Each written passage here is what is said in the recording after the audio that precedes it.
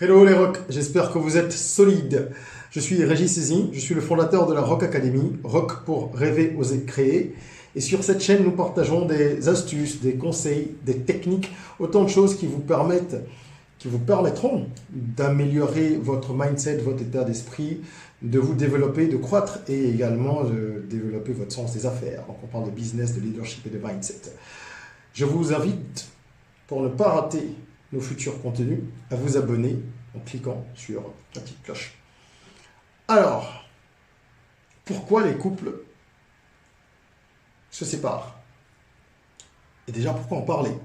Parce que vous êtes peut-être dans cette situation, vous êtes peut-être au bord d'une rupture, ou vous sortez peut-être d'une rupture, ou vous êtes peut-être dans un état d'esprit où vous voudriez que ça n'arrive pas. Donc l'anticipation étant la meilleure des solutions et la meilleure cure, je crois qu'il est important de toujours se préparer. On dit qu'en temps de paix, il faut préparer la guerre, en espérant qu'elle n'arrive pas.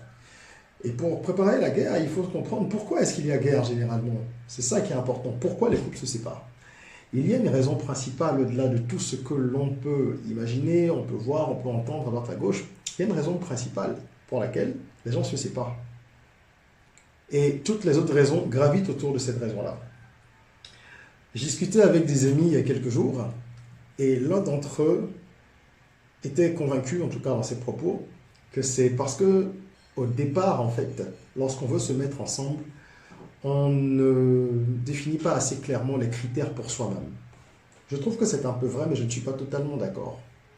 Parce qu'il faut bien comprendre que lorsqu'on est dans ce champ qui est très vague et abstrait au départ, lorsqu'on se plaît et qu'un homme va draguer une femme ou qu'une femme va faire des avances à un homme, personne ne se montre sous son vrai jour à 100%. Personne.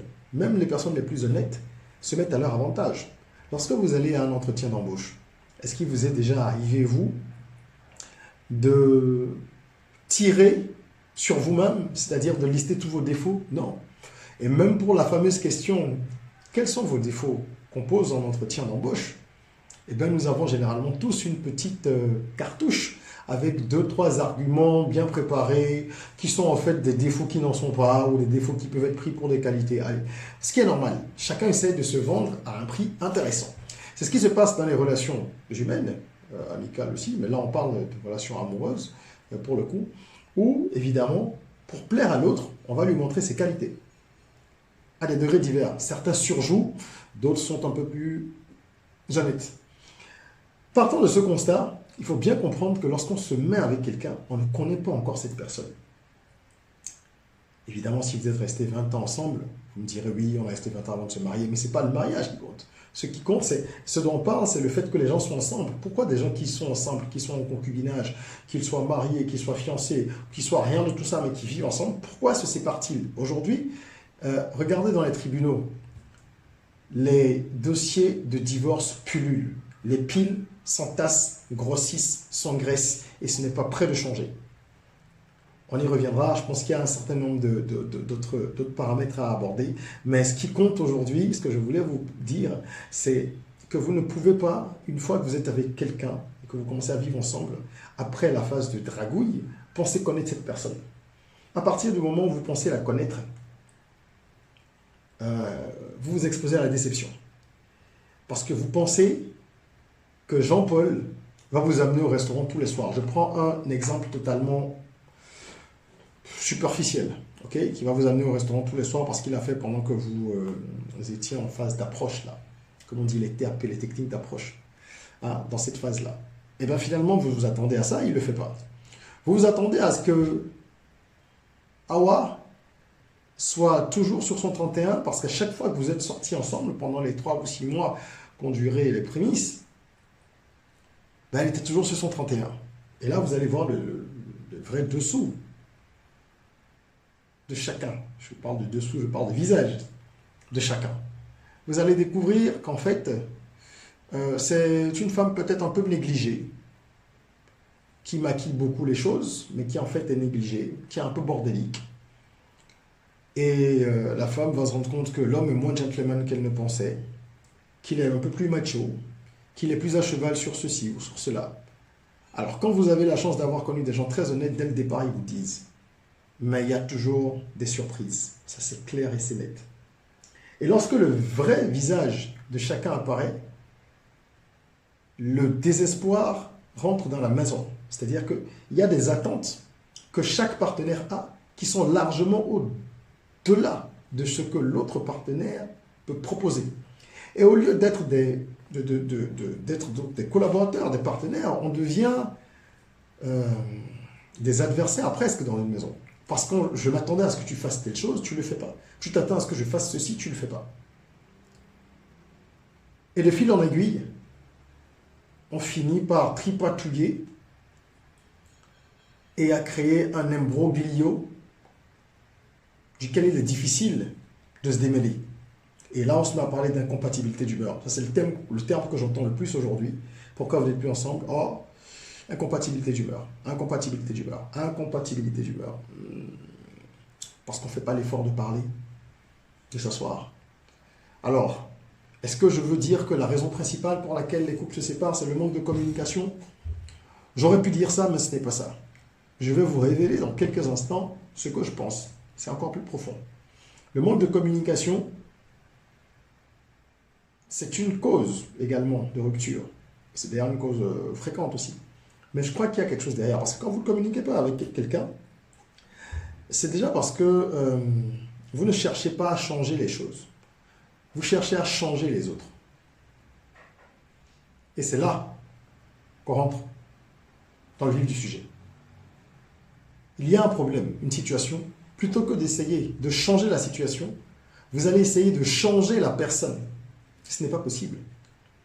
Lorsque vous rencontrez un jeune adulte ou un adulte, vous ne pouvez pas le changer entièrement. Vous pouvez lui demander de faire des compromis, parce que vous devez en faire aussi, pour vous ajuster.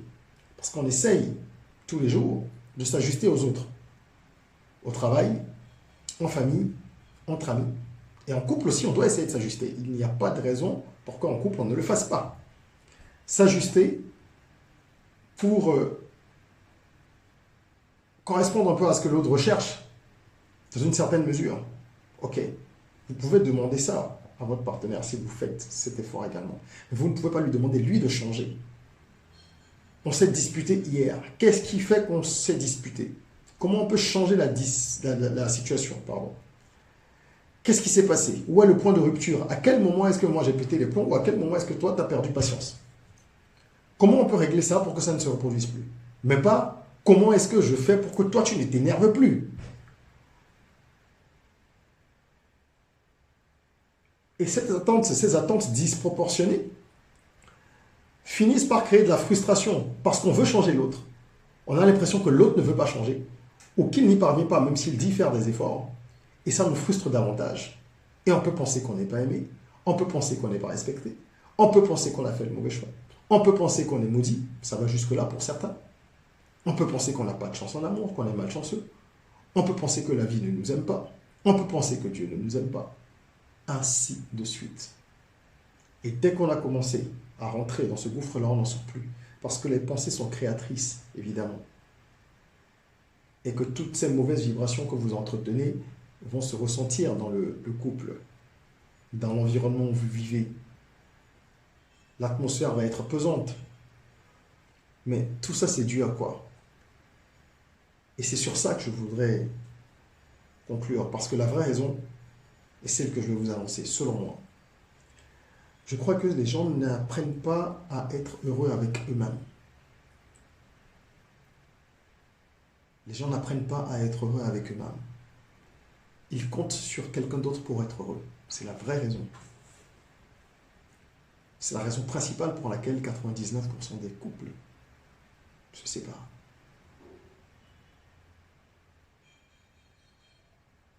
Si vous ne cherchez pas à être heureux avec vous-même, à être en paix avec vous-même, à combattre vos propres démons, à vous aimer, à vous apprécier, à vous critiquer, à vous améliorer, à travailler sur vous-même, comment pouvez-vous espérer qu'une personne qui elle-même a ce même combat à mener vous apporte la sérénité, la paix, la joie et l'amour? Votre bonheur ne repose pas sur quelqu'un d'autre. Lorsque vous êtes suffisamment heureux ou en paix avec vous-même, parce que le bonheur c'est terme, on va dire, difficile à définir. Mais lorsque vous êtes en paix avec vous-même au moins, et que vous le savez, que vous en êtes conscient, alors vous êtes prêt à aimer les autres. Vous êtes prêt à accepter les imperfections des autres aussi. Ça ne veut pas dire se laisser brimer, non. Mais accepter, tolérer, comprendre et accompagner. Il faut bien quelqu'un pour accompagner les autres. Il faut toujours une personne pour accompagner quelqu'un. Dans une voiture, il y a un pilote, il y a un copilote, il y a un conducteur, il y a un passager. Et le capitaine n'est pas celui qui donne uniquement des ordres. Le capitaine, c'est celui qui a suffisamment de hauteur pour aider les autres à monter en grade. Et ça devrait être le rôle de chacun de nous. On ne peut pas tous être capitaine. Mais si vous êtes sur cette chaîne, c'est parce que vous cherchez à vous améliorer en tant que personne, humainement et professionnellement. Alors, évidemment, vous êtes certainement une personne qui veut être en paix avec elle-même pour aider les autres à grandir. Votre couple peut être une source d'harmonie, d'équilibre et de propulsion extraordinaire.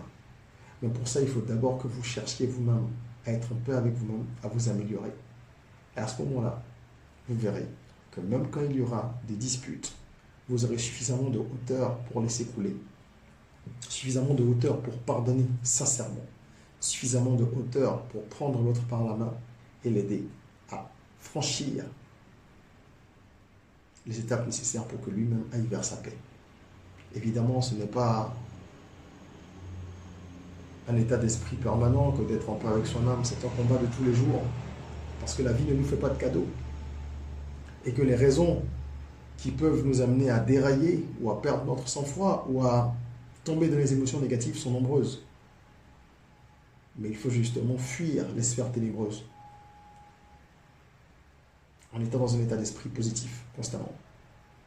C'est dur, hein, mais c'est essentiel. C'est ce que j'avais à partager comme message avec vous aujourd'hui. Et je souhaite à tous les couples